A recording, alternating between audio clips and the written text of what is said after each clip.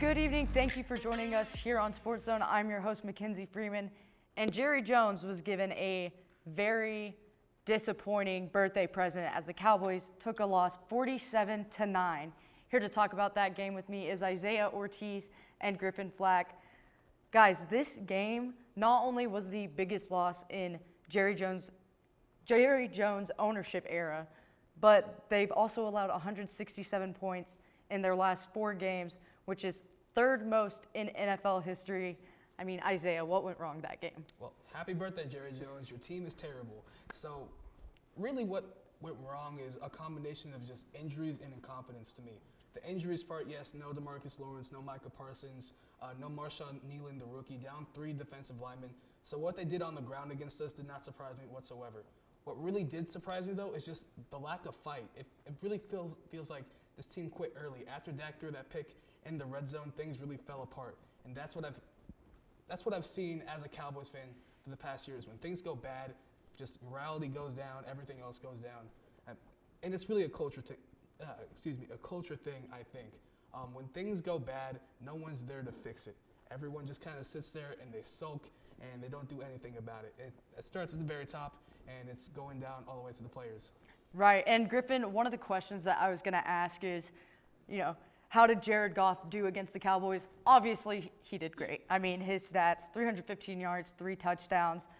As a Lions fan, what does it mean to you to see Jared Goff performing like that?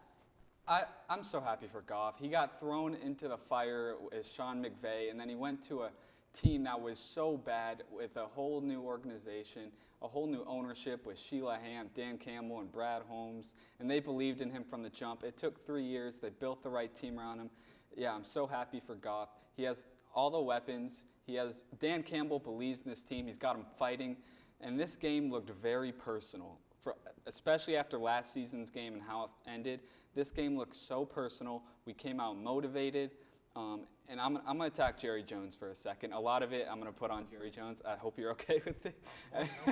So, yeah, Jerry Jones, he said he was going all in this offseason. What does all in look like? Let's re-sign. Not getting Derrick Henry in free agency. Not getting Derrick Henry. Let's re-sign old man Zeke.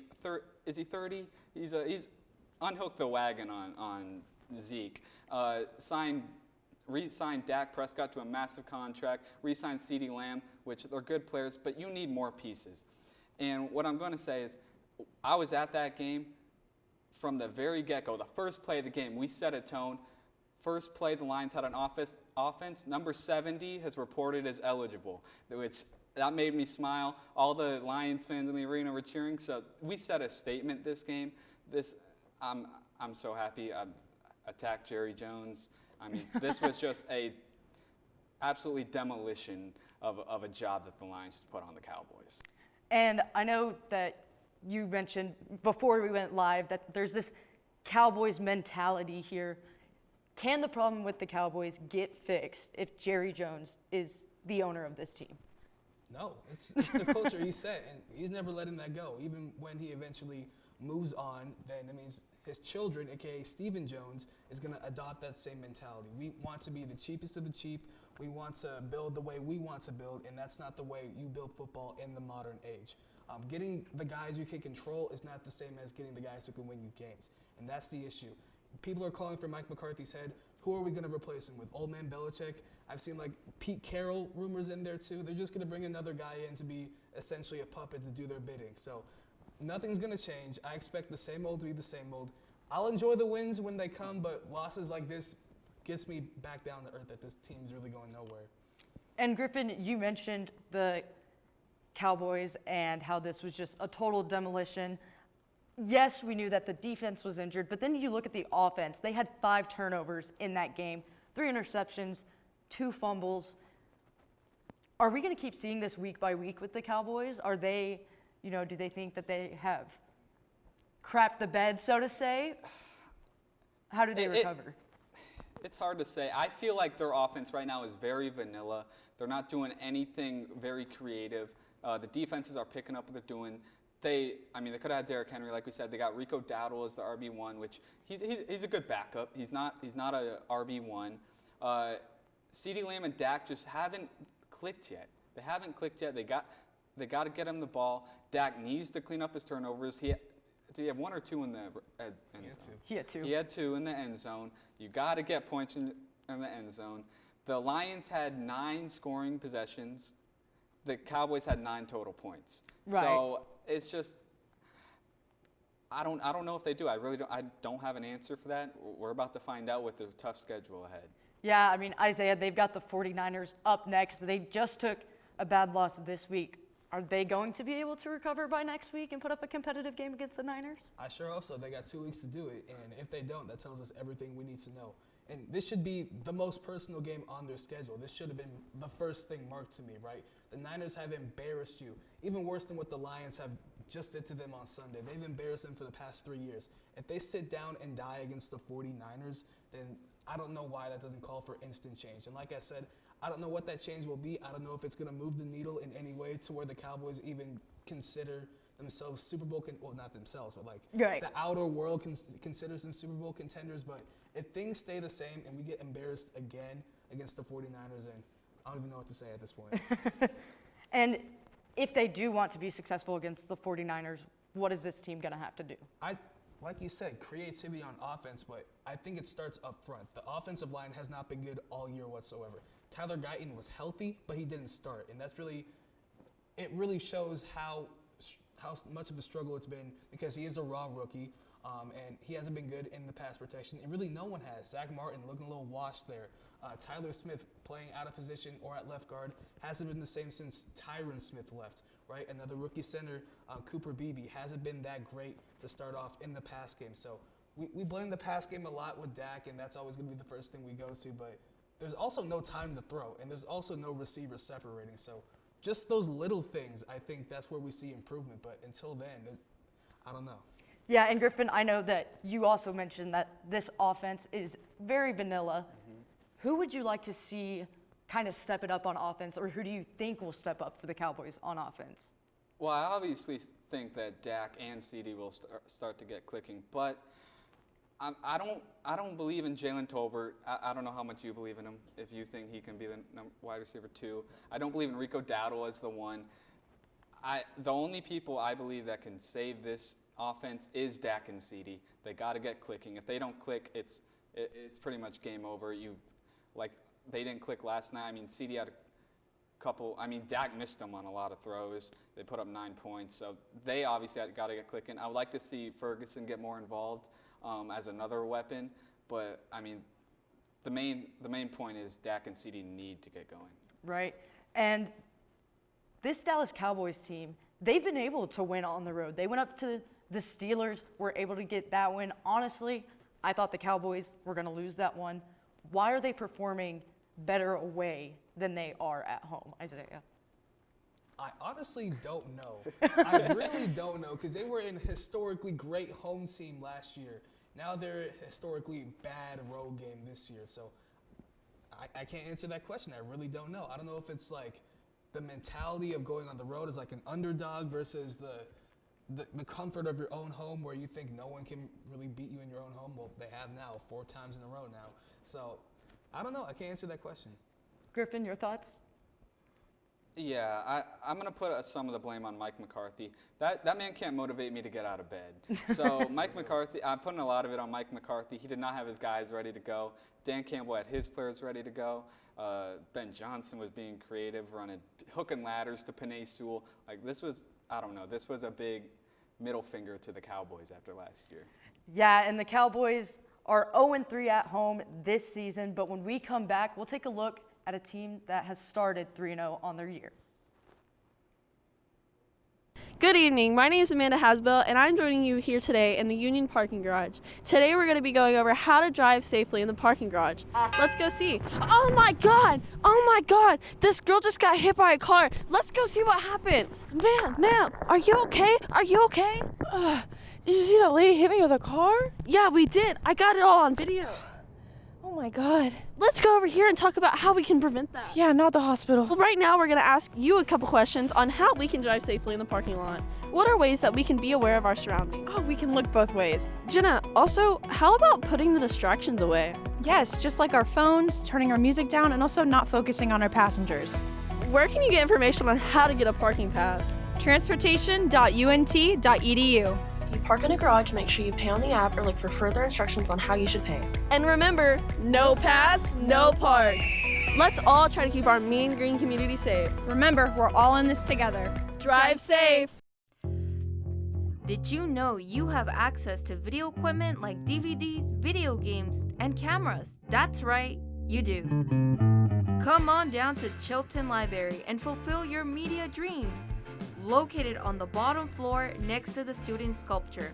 Hope to see you there soon. Hey girl, you know you look good. I like the way you move and groove. I'm not sure.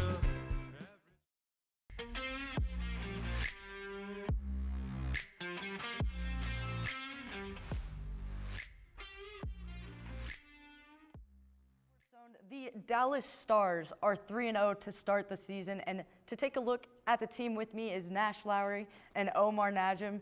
Guys, we're 3-0. How are you guys feeling about the start? I mean, you really can't go wrong whenever you look at this Stars team. I mean, hockey is back! Let's go! So hockey is back, and you're off 3-0 after having a disappointing end to the last season, Omar.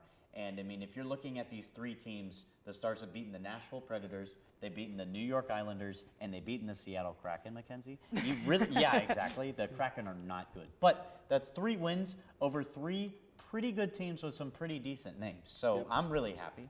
Yeah, I'm excited. We're looking really good this year. 2 shutouts at home. That's like the greatest start you could possibly have. So we're looking really good this year, and they play San Jose on Tuesday, and a very easy team, so it looks like they can start out 4-0 pretty easily. Yeah, I mean, that would be awesome. Now, before we get into games specifically, or this, well, I mean, it would be this season specifically, the Stars are, I mean, just off to a great start. They've added guys like Labushkin, Blackwell, you know, Stankoven. This is his first official rookie season. And Blackwell had an assist in this game against the Kraken. So did Stankoven. Yeah. So there's a lot of fire in this team. But out of the new guys that are on this team, Colin Blackwell, Labushkin, Matt Dumba, who do you guys think will be the most impactful on this Dallas Stars team?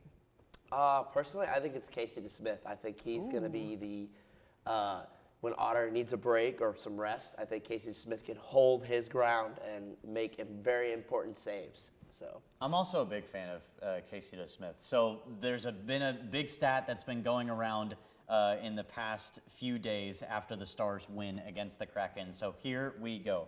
Never before in Stars franchise history have 2 different goalkeepers started on back-to-back nights and recorded shutouts for the Stars. So that's Otter with a shutout and DeSmith with a shutout. Never happened before. So I'm big on DeSmith. I'm also big on Matt Dumba. Matt Dumba's going to be my pick. I feel like he's a decent enforcer and a guy who wants to be a shot blocker, a shot block mentality for Matt Dumba. I think it'll be Labushkin, but Matt Dumba is probably easily my second. Not because I think he'll contribute the most, but I think you look at this Dallas Stars team who didn't look physical in the playoffs, and that was, in my opinion, a big reason why I think they lost. They just didn't have the physicality to, you know, win the cup. Matt Dumba, like you said, he can be that enforcer. He played with the Minnesota Wild, who is notorious for being a physical team, playing a little dirty, things like that. So, you know, I've got Matt Dumba and Labushkin. I just think he's a great defenseman. I liked what he did in the playoffs last year. His plus-minus was 4, and now that he's on a team with, you know, a motivator and just a teammate, Miro Heiskanen, I think those guys will mesh pretty well together. Yeah, and you had Essa Lindell and Miro who recorded really good shot blocking numbers. I believe as a trio they had 10 shot blocks on the night. The Stars only recorded 14 in total, so that's 3 guys with 10 out of your 14.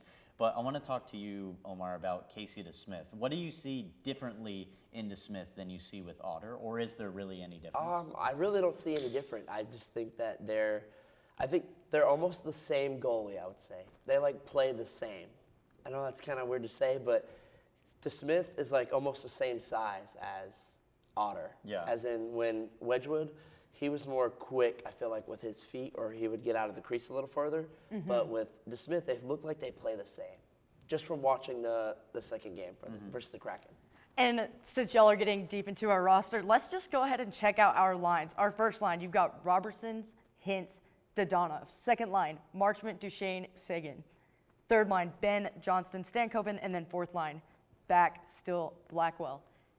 How deep is this team, in your opinion, and how are you feeling about these lines? So whenever I hear those lines, I really think of the assist capability. So whenever I've been watching these games, the Stars against the New York Islanders recorded 12 total points as a team. And points is whenever you add up goals and assists and you spread it across all of the players who recorded a point in that game. Right. And they had 12. That's 12 different players that recorded a point. So that really shows you how deep it is. I mean, Logan Stankoven has either 4 or 5 assists on the whole season already. He had 3 in one game, I believe, against, yes, he had 3 in one game against the Predators. Yeah. So Stankoven, whenever you say, like, what line is my favorite, you know, which one am I really looking at? I love Jamie Benn, I love Wyatt Johnston, and I love Logan Stank. That's going to be my favorite line. That's your favorite line? What about you? What's your favorite line? That's a really good line, but my favorite is Matt Duchesne, Tyler Sagan, and Mason Marchment. Those guys work so well together. They did so well last season as a line, and they're going to be the best line, in my opinion. One of my favorite things about this team is there's not a line that I'm like, oh, this guy couldn't be replaced by this guy. Like, okay, let's say you need to move Marchment. Okay, you can put Stankoven with Duchesne and Seguin, and I think they'd be fine. I mean, this team, they have so many players on this roster that are so interchangeable.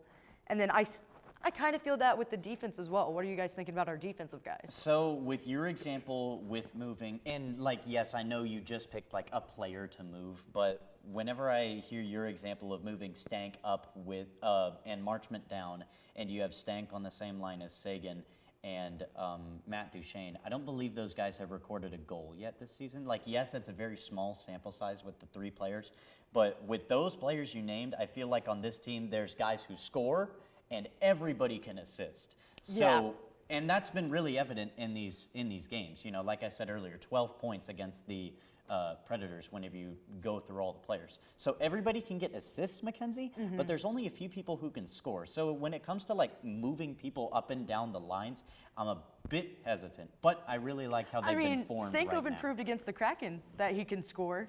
So I think Stankoven can play on any line and be able to score. Maybe, yeah. I mean, again, it was just a name I pulled out of my butt, but at the same time, like I still stand with that point that like you can move Stanky on any one of these lines and he'd be okay. Or possibly Wyatt Johnston. I mean, Yes. Wyatt Johnston has a laser of a shot. So. Yeah. Right. Do y'all think Johnston is gonna perform like he did last season? Do you think he'll be one of the top 3 contributors on our team? Absolutely. Absolutely. There's really no arguing with that. Well, what I will say is I'm very confident in Jamie Benn and Tyler Sagan going into this season. You know, Oh, yeah. Tyler Sagan, I believe, has either 2 or 3 assists so far in the season, and Jamie Benn assisted Wyatt Johnston in the previous game along with Colin Blackwell on the first goal against the Kraken.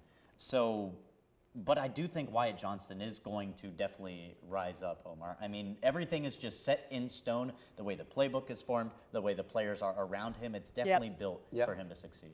I agree. And we've been talking about the players a lot, but let's get into our coach. We're going to talk about Pete DeBoer. He is a great coach, consistently takes his teams to the playoffs, but you look over the last 5 years, he loses in the conference finals a lot, and he just hasn't been able to get to the Stanley Cup and get over that hump. Do you guys think that this year could be his year? His year to what? Win the Stanley Cup. Yeah, yes, definitely. I mean, there's no argument. And I think it's really going to be a main catalyst of Jake Ottinger. And here is the insanely early prediction. Jake Ottinger will win the Vezina Award. The Vezina Award goes to the best goalie in the entire NHL. And I have the stats to back it up. So here we go. The Stars lost Chris Tanev in the offseason. Chris Tanev recorded 207 blocked shots in the regular season, combining with Calgary and with the Stars. It ranks top 30 for the most amount of blocked shots a single player has recorded in a single season, and you lose that. He had 73 blocks in 19 games for the Stars. Do you know how insane that sounds? So whenever I go down the Vezina finalists from the previous year, there's 3 names. Sergei Bobrovsky for the Florida Panthers, Thatcher Demko for the Vancouver Canucks, and then Connor Hellebuyck for the Winnipeg Jets, who eventually won it. Whenever I relate to this, shots blocked is the motif.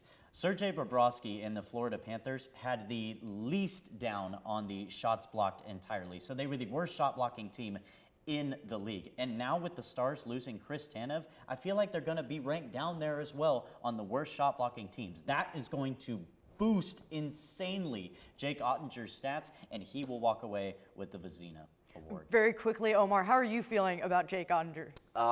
He looks fantastic. Already has a shutout. I know he let 3 goals in versus the Predators, but, I mean, that's the Predators. The Predators have Ryan O'Reilly, Roman Exactly. Yossi, Jonathan Marchessault, Yeah. Steven Stamkos, Flip Forsberg. Those guys have been dominating the league for years. Years. That's really, They're all totally, goal scorers, totally so- absolvable, Mackenzie. Right, and yesterday the Stars were able to get a win over the Kraken 2-0, and I guess there may be some good things going on for teams in green, because when we come back, we'll talk about UNT's big win over FAU.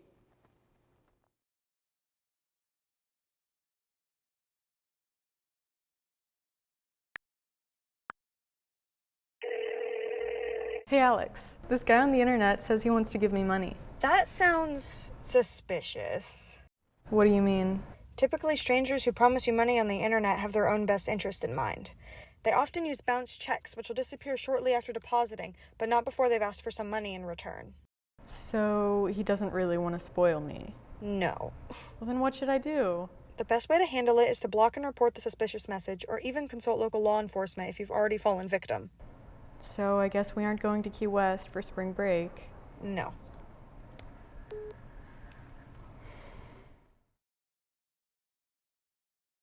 There's no harm in wanting to have fun while in college, but it's easy to lose track of how much you've had.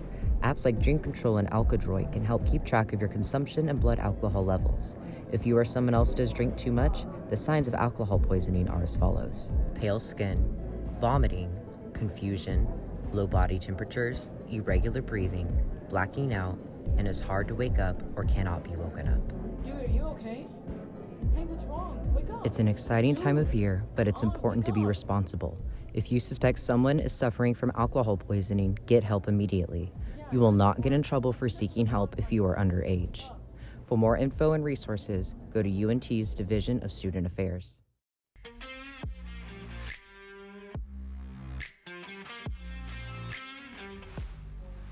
Good evening, welcome back to SportsZone. I'm your host, Mackenzie Freeman, and the UNT Mean Green got another point in the win column as they took on the FAU Owls, came out with the win 41-37. Here to talk about the game with me is London Stewart and Alexander Salazar. Guys, before this game started, statistically, the FAU offense, pretty stagnant, not very good passing-wise, but the UNT defense also not the best. You know, they've allowed 20-plus points in almost all of their games. So who do you think outshined who in this game? I feel like the FAU offense outshined, UNT's defense. FAU had a total of 519 total yards, through the ground and also through passing. And UNT, like you said, they're giving up 20 points in each of their games. UNT is, not as strong at defending the run. They run a 3-3-5, defense, which is very, bad against the run game. So I feel like, FAU's offense has played a big role, and they were more impressive to me, in this game. But until the last 3 minutes of the game, UNT defense did show up, get in the clutch, stop giving the ball back to UNT where they came down and scored. And Alexander?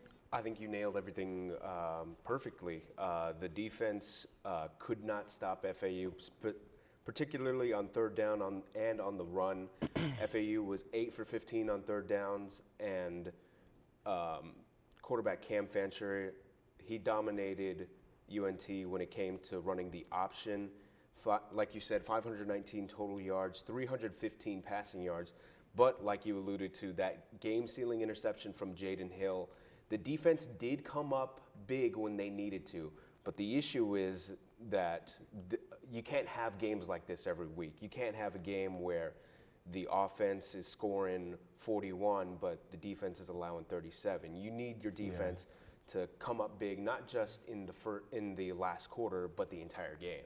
Right, and looking at the defense here now through the last 5 games, they allowed 37 against FAU this weekend.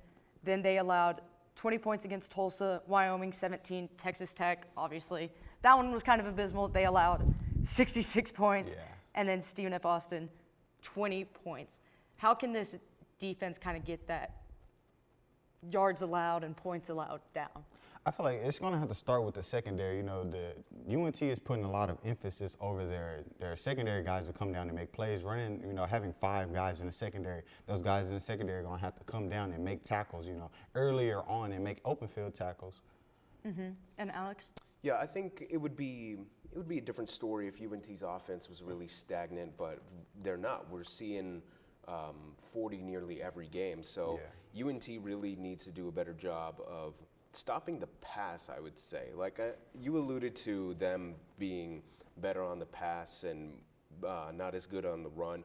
But I think, you know, teams are going to have to throw the ball against a team like UNT because their offense scores so many points. So I think early in the game, they need to do a really good job of stopping the pass early. And also, I feel like, you know, those guys up front are going to have to come down and have some pressure on the quarterback. The quarterback shouldn't have, you know, more than 2 or 3 seconds to throw the ball at a Division I, you know, high major, you know, conference. That's taking a load off those guys in the secondary, how long they're going to cover, because eventually somebody's going to get open if they're just sitting there running around, you know, chasing a receiver, you know, guessing what are they going to do. So those guys up front, I feel like they should stack more inside the box as well. You know, getting more pressure on the quarterback would be a major factor that would contribute to preventing, you know, all those passing yards, all those running yards as well. Right, and I know that you have talked about our run defense not being the best, but honestly, looking at the stats of this game, I would say that UNT prepared the best that they could for the run game. Like I mentioned earlier, FAU's passing game was not great, but you look at their quarterback, Flancher. He has struggled all year to pass the ball, but then against UNT, he had 3 touchdowns. Mind you, he only has 5 this season, and the UNT game was 60% of those, and he had 351 yards. I mean, Flancher looked like a great quarterback out there. So would y'all say it's fair that UNT kind of did prepare for the run game? I mean, you know, like we said, you know, FAU's offense is very, you know, stagnant, and they're, you know, they're one day they're up and one day they're down. So, but a team like Memphis, for instance, UNT, you know, is going to have to prepare heavily, you know, to prevent the run game, because teams are watching, you know, film studies and studying against this. So, you know, a team like FAU with a stagnant offense, that wouldn't, you know, contribute great to them having, you know, making those major adjustments already in their defense.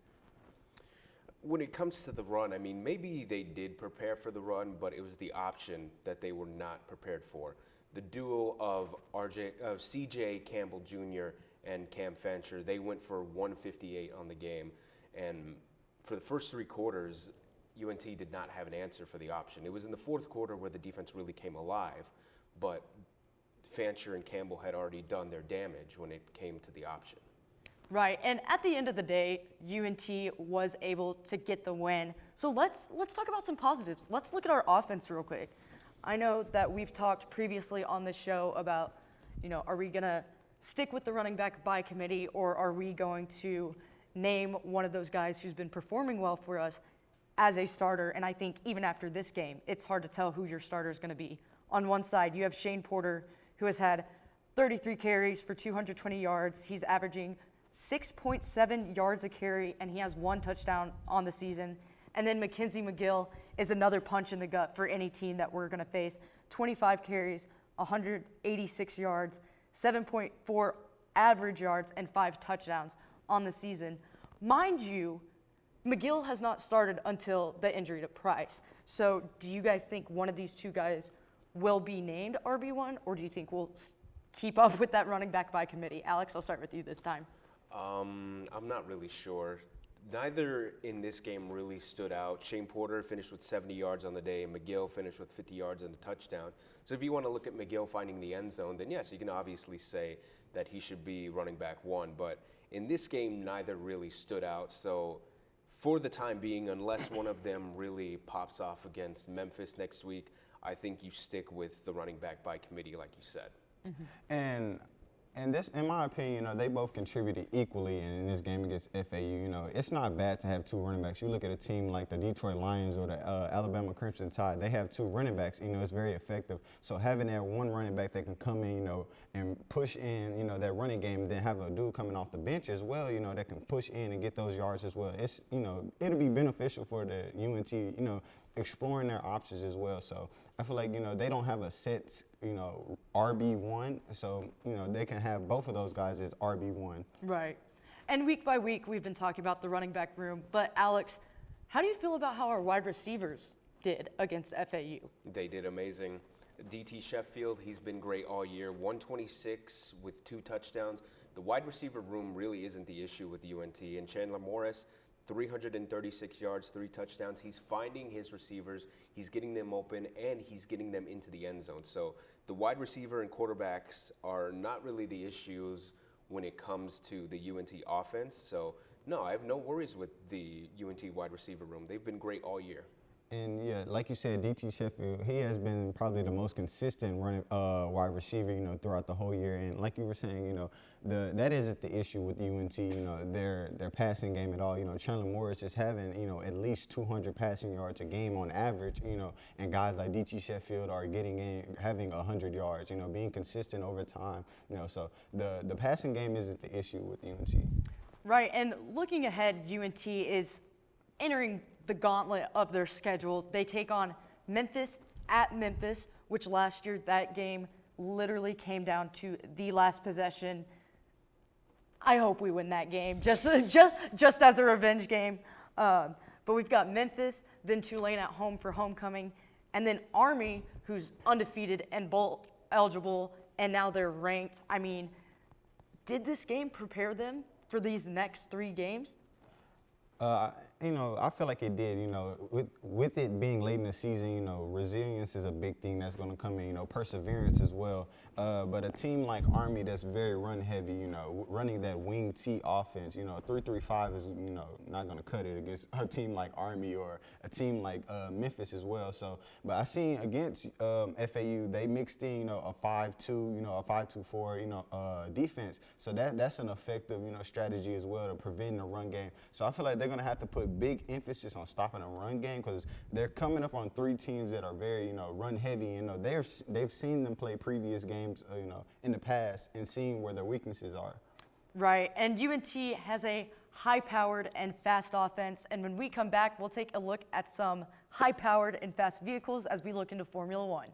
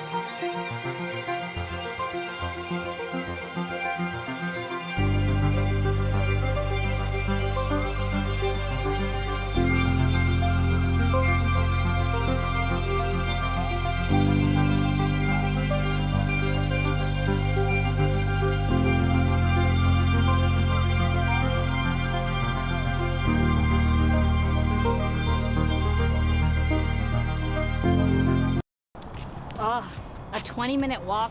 I don't want to do this right now. Don't worry, you can just use Transit. Transit? What's that? Transit is a mobile app that provides real-time tracking to connect buses, UNT shuttles, and even A trains. Simply download the app, then tap on the search bar and type where you want to go. In a matter of seconds, you get results for all available routes. And the best part of it is, it's completely free for UNT students. What are you doing? I'm downloading it right now. Download Transit today and remember, make life better without a car.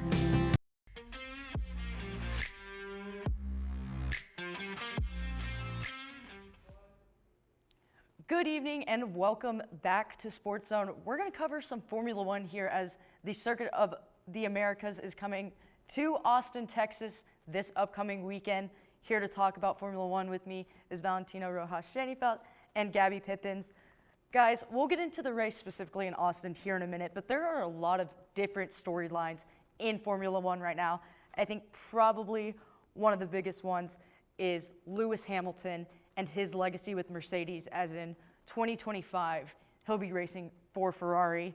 I mean, Val, can you just touch on Lewis Hamilton's legacy? Definitely. Lewis Hamilton is an amazing driver. He has helped Mercedes for so long, and he just has a history, and he is the face of Mercedes. Obviously, he is going to Ferrari, but what baffles me is that they didn't do a trade with Ferrari. Carlos Sainz right now is uncontracted, if you want to say it. Like, I would think it would have been more reasonable for Carlos Sainz to move to Mercedes and Hamilton to, well, be in Ferrari. But the main thing right now is like a racer like Carlos will end up probably in Haas or in Williams, and I don't think that is good.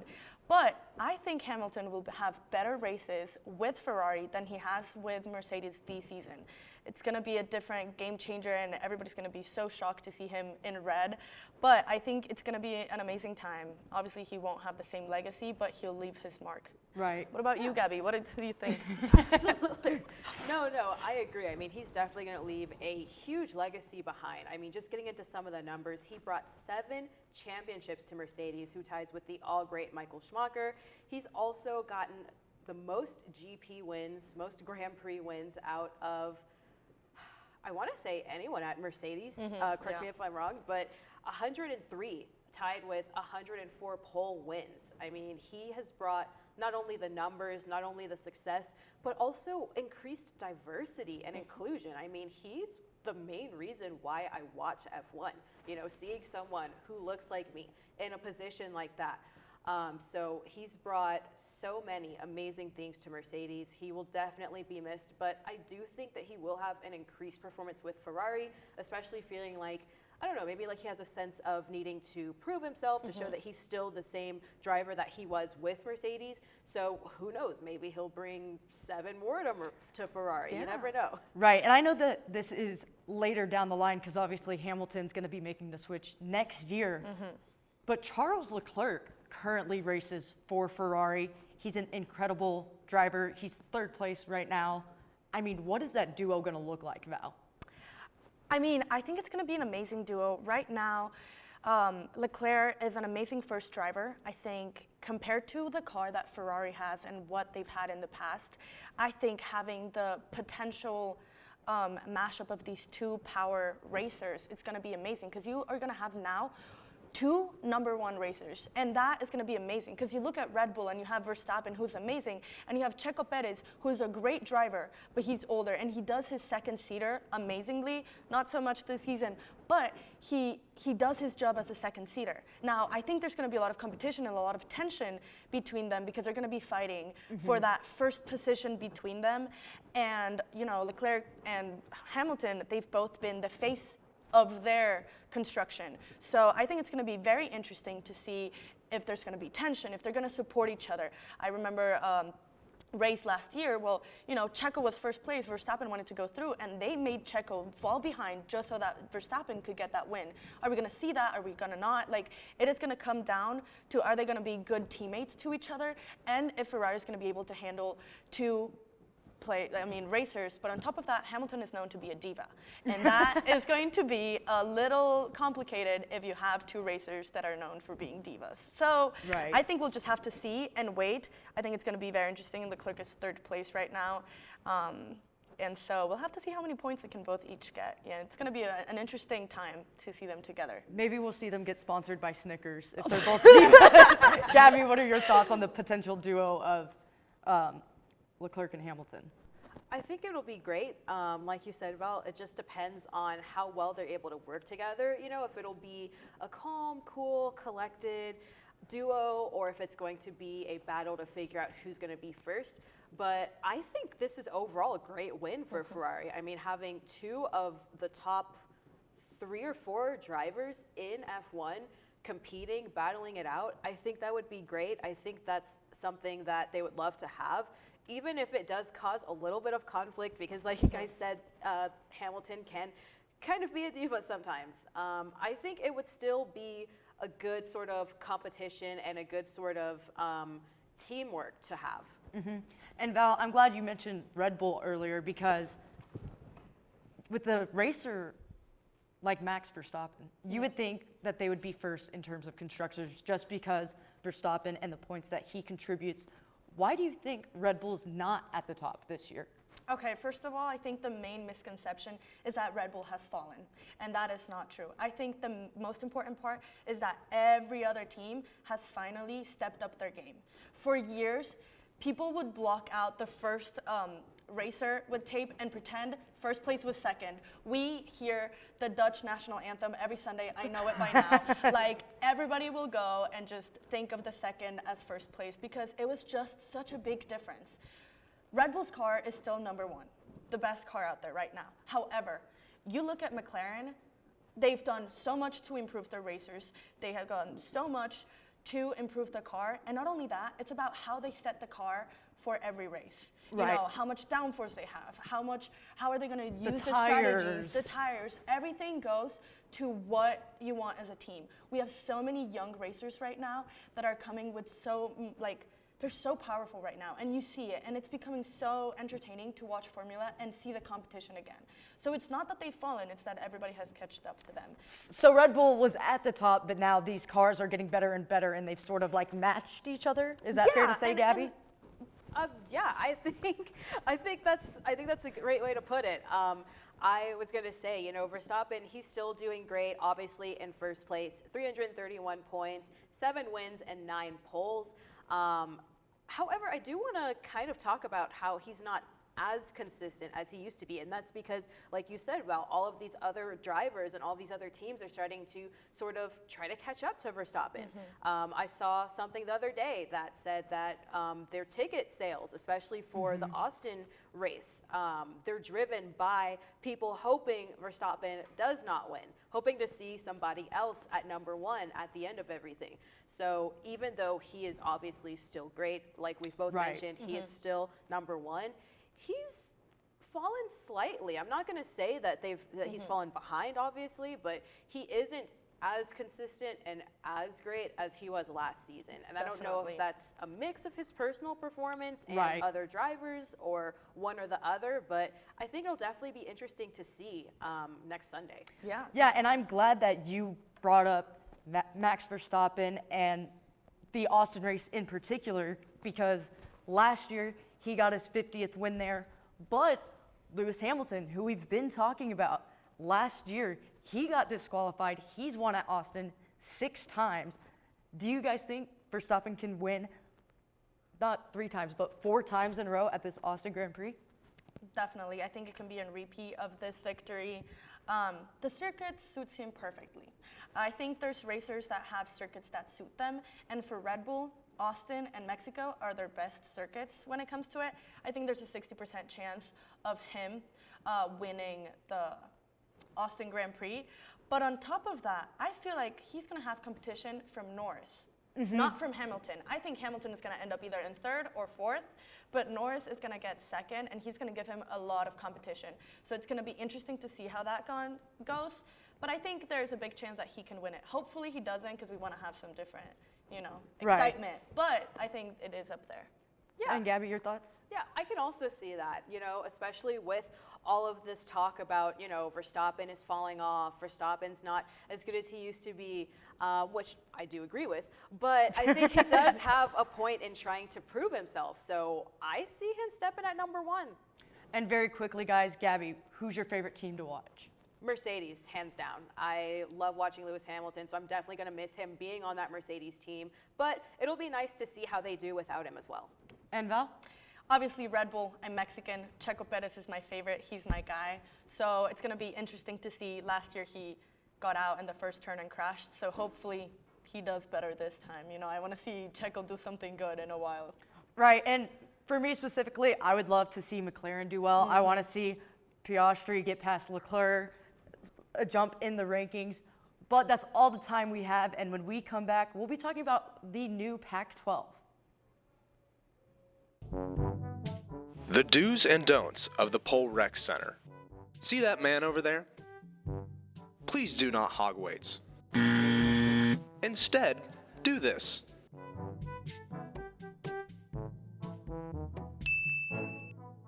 Another important part is having an attentive spotter. See, here is an example of a non-attentive spotter. Instead, do this.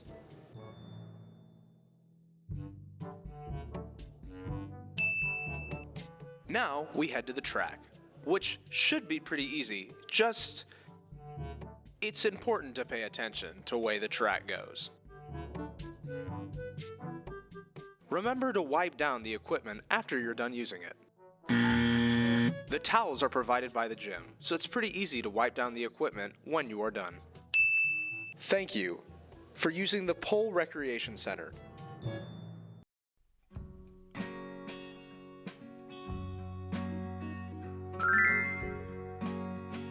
I'm here to rescue you.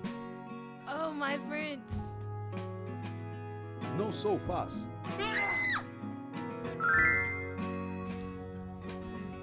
This story is going to be awesome.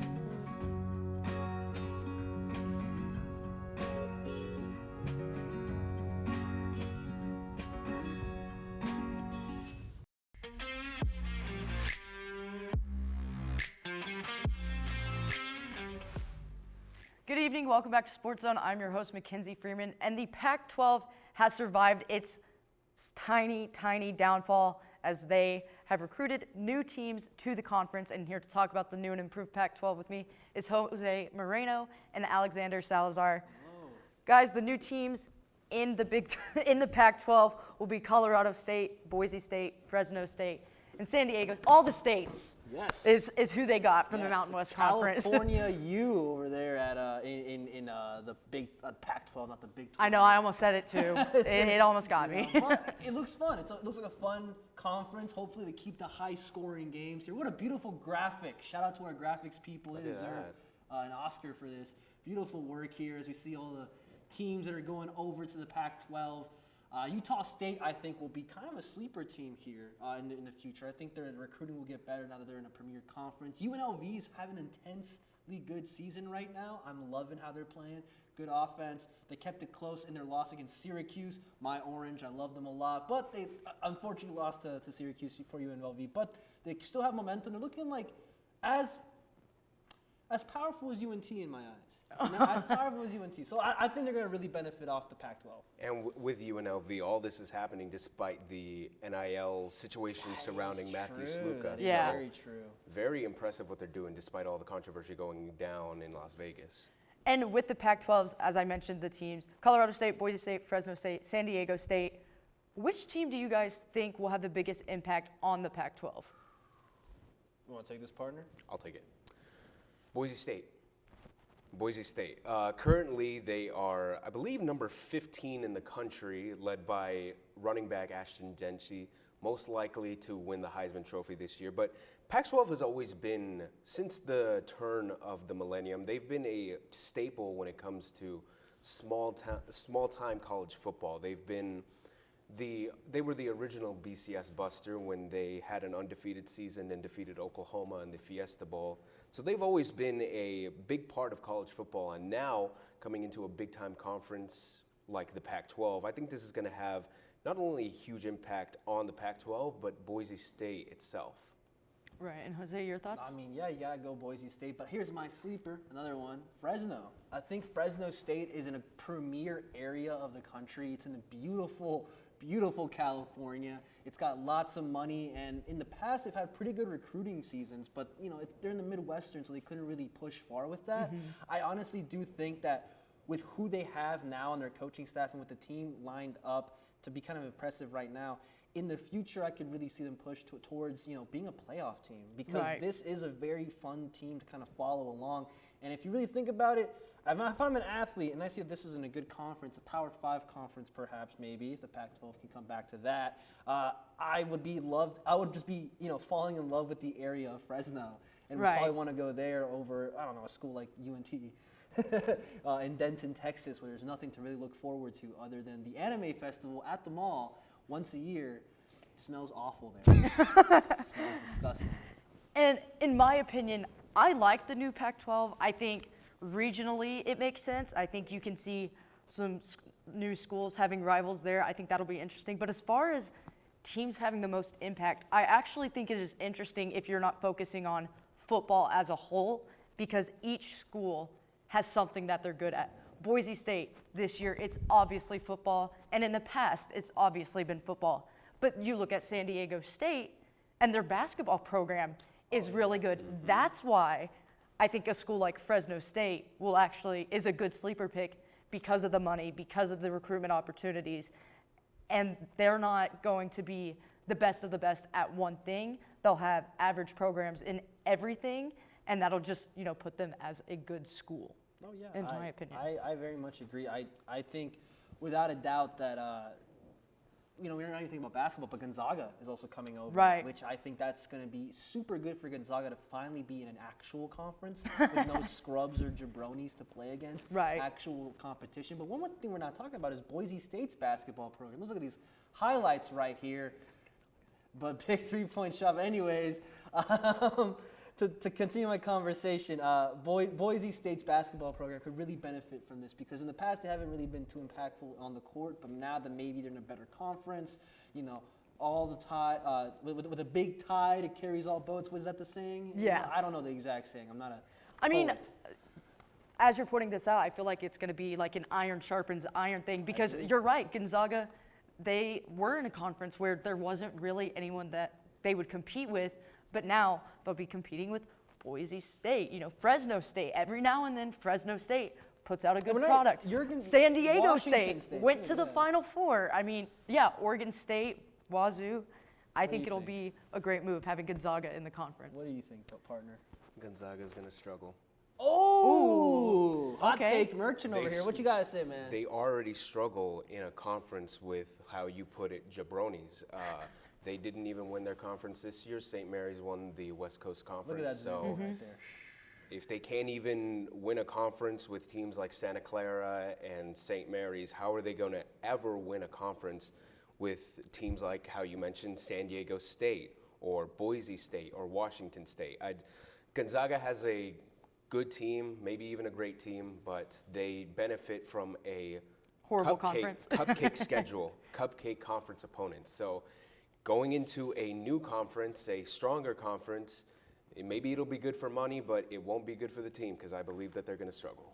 Right, and let's take a look at the new Mountain West because most of the teams that were pulled to now be in the Pac-12 were the top teams in the Mountain West. The new Mountain West will consist of UNLV, Air Force, Utah State, Nevada, Wyoming, New Mexico, and San Jose State. Who do you guys think will be the front runner in the Mountain West Conference now? Isn't El Paso, UTEP also going to be in there? I believe so. I believe that UTEP, they announced that. UTEP, they're going to get like 8 times the amount of money they should be getting, and they're in an actual big city. The culture in El Paso is beautiful. The city is gorgeous. Now that you're actually going to have money for NIL, money for facilities, money to grow your football program, I'm sorry, I could think UTEP could really benefit from a move like this, like how UTSA really benefited from moving to the American, like when they a couple of years back. I mean, they really got a big influx of cash and even got to be ranked for a little bit of time. I could see UTEP kind of becoming the new Boise State of the Mountain Western Conference after Boise State leaves. This is, again, I visited UTEP's campus. It's way better than Denton. Like you'd be surprised. A school with a 100% acceptance rate. Well, 100%. but you they're gotta have a driver's license to get in. They're not competing with schools like UNT. They're competing with schools like UNLV. That's literally in Las Vegas. I think it's a clear, cut and dry answer. UNLV will be at the top of this. There's money there. There's tourism there. There's stuff that college students are gonna want to do. And UNLV, they put up a good women's basketball program.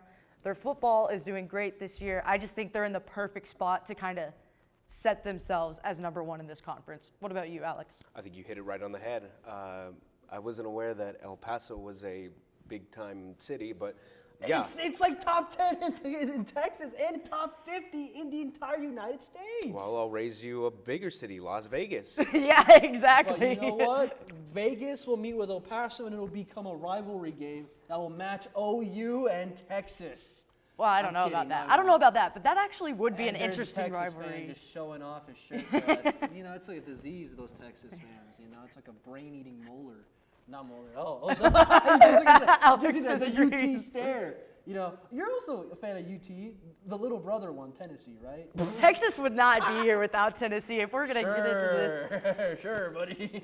This is coming from the Bonix fans, guys. Anyways, getting into another one of the points that I found interesting with this new Pac-12 is all of the American schools that were asked to join the Pac-12 declined.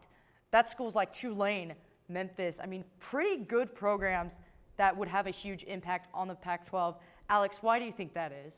I'm honestly shocked. I thought they would have wanted to get the first chance to leave. I would assume they don't want to play a big-time school like North Texas. Yeah, they're too scared to play against Yeah, I would assume that they would be too scared for North Texas. But honestly, I am honestly a little bit shocked that those teams said no. Obviously, the Pac-12 is a bit of a bigger conference than the American, so I would have assumed that the money would have been enough to lure those teams, but I guess they are content and good with staying put here in the American Athletic Conference.